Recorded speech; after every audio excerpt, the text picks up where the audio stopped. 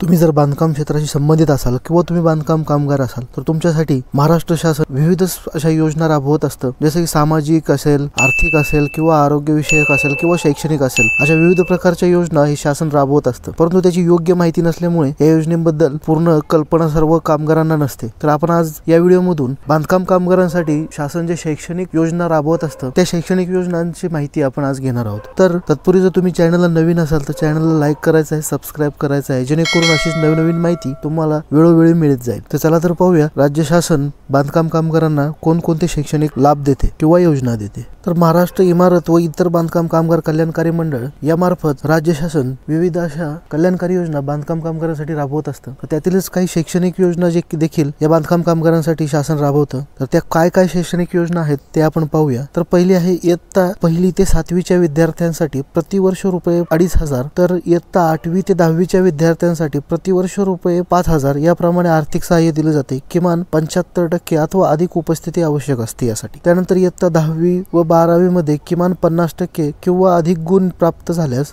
रुपये 10,000। जर बांधकाम कामगारांच्या पाल्यांना इयत्ता 10वी आणि 12वी बोर्डाच्या परीक्षांमध्ये 50%हून अधिक गुण मिळाले किंवा 50% गुण मिळाले तर 10,000 रुपयांपर्यंत मदत मिळते। त्याचबरोबर इयत्ता 11वी व 12वीच्या शैक्षणासाठी प्रति शैक्षणिक वर्षी 10,000 रुपये, तर पदवी अभ्यासक्रमासाठी प्रतिवर्षी रुपये 20,000। तर या योजनेचा लाभ नोंदणीत कामगारांच्या पत्नीसही लागू होणार आहे। म्हणजे इतर त्यांच्या पाल्यांसाठी आहे तर ही योजना पत्नीसही लागू होणार आहे। पदवी अभ्यासक्रमाकरता प्रतिवर्षी रुपये 20,000। त्याचबरोबर वैद्यकीय पदवी करता प्रतिवर्षी 1,00,000 रुपयांपर्यंत, तर अभियांत्रिकी पदवी करता प्रतिवर्षी 60,000 रुपयांपर्यंत आर्थिक मदत दिली जाते। ही देखील योजना नोंदणीत कामगारांच्या पत्नीसही लागू असणार आहे। त्याचबरोबर शासनमान्य पदविकेसाठी प्रति शैक्षणिक वर्षी रुपये 20,000, म्हणजे शासनाच्या मान्यता असणाऱ्या ज्या डिप्लोमा आहेत पदविका यासाठी प्रतिवर्षी 20,000। तसेच शासनमान्य पदव्युत्तर पदविकेसाठी प्रति शैक्षणिक वर्षी रुपये 25,000। तर नोंदणीत बांधकाम कामगारांच्या 2 पाल्यांना MSCIT शिक्षणाच्या शुल्काची प्रतिपूर्ती, जर तुम्ही नोंदणीत बांधकाम कामगार असाल तर तुमच्या 2 पाल्यांना MSCIT कंप्लीट झाल्यानंतर त्याची